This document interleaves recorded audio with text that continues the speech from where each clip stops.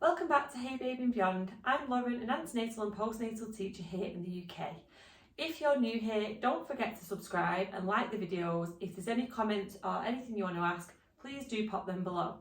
In this video, I want to talk to you about your baby's positioning and how to help them get into the optimal position during your pregnancy. Babies will always do what they want to do, so we can't always make them get into that position, but what we can do is start to encourage that positioning during your pregnancy. So from about 32 weeks of pregnancy, you can start to use your birthing ball to help your baby get into the optimal positions.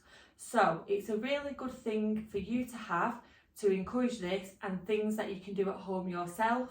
And I always say anything that you can try is a good thing.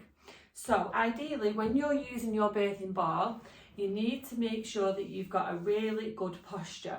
We're trying to extend our torso to give our baby more space inside and to encourage them to become head down. We are in the upright position, and that's going to use gravity to help your baby get there. Your tailbone is free because you're not laying down on it, and it's got more space to open up to encourage your baby to move down. So when we're on our birthing ball, you can do whatever feels comfortable to you, but here are a few tips and techniques that might help you along. So the obvious one is the first one, which is bouncing. So you can bounce on your birth ball quite safely, and that's going to help your baby hopefully descend into the pelvis.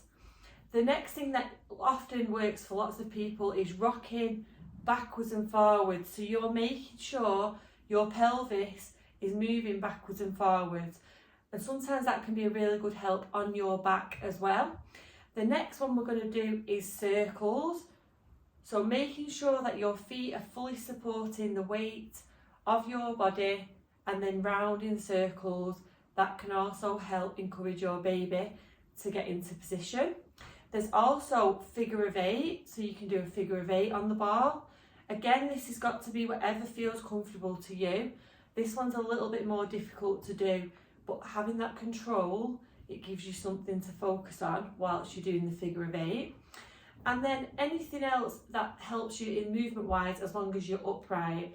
But for labour, you can still do all these techniques on your birthing ball, but you can also use it for resting on, whether it's just sitting and resting for a few minutes. You can make sure it's against something so that you've got that back support as well.